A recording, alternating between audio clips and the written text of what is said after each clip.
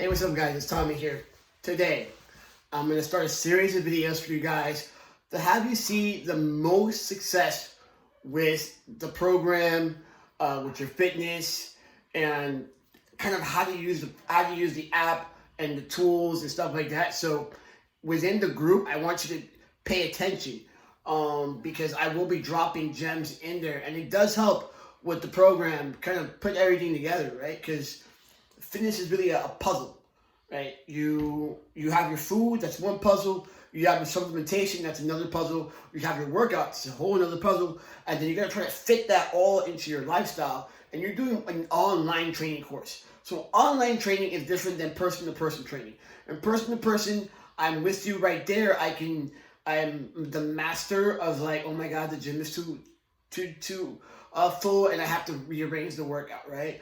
But in online personal training, we don't really get that. We don't have that that thing, right? I can't look at you and be like, hey man, your knee is falling in towards the midline of your body. Let's push that out a little bit. Or you can't be like, dude, I had such a bad day, and kind of tell me what your challenges are. So we gotta do it this way. So a couple things before I start this education series. One, communication is key with online training. If I don't know, I can't help you. I can kind of decipher what's going on, but if I don't know, I can't help you. So the more communication that you use with me, within the app, within the group, send me videos of what you're doing in terms of your workouts. I know it's a little awkward in the gym, but it does help a lot. If I can see what you're doing, it lets me know whether you're working out hard enough, or you're using the right form, whether that particular exercise that I picked out is even good for you.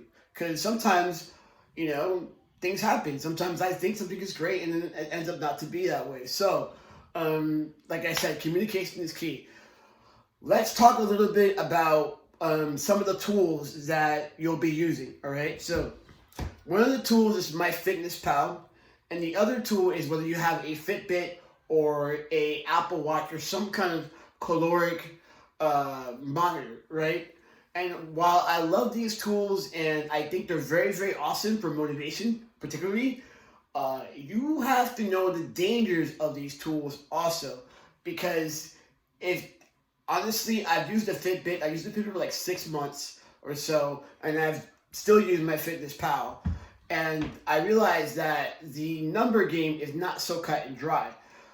So I want to give you a couple things to be aware of, so that way you see the best results and you're not frustrated with the process. Okay, so let's talk about MyFitnessPal first.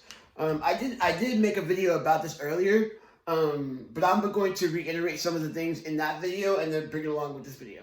All right, so in MyFitnessPal, you're gonna see 3 columns, right? One is how much you actually ate, or your calories, and how much you burned, and then the total of how much you have left throughout the day, right? So we have, I don't know if you can see that, but how much you ate, how much you burned, and the total throughout the day. So let's say that you ate 2,500 calories, and you worked out for an hour, and you burned 600 calories, all right? So if you take 600, that should be about 1,900 or something like that. Yes, 1,900 calories, right? So then it's going to tell you have 100 calories left to eat, all right? That's what's going to tell you. Do me the biggest favor and forget about putting this part in, okay? First of all, yes, it is calories in, calories out. The issue with most of MyFitnessPal and Fitbits and Apple Watches is that they grossly miscalculate how many calories you burn. Like, for example, my Fitbit was telling me that I was burning about 3,000 calories a day. Great. So if I'm burning 3,000 calories a day, I'm only eating about 2,500. So by the end of the week, I should have lost a pound.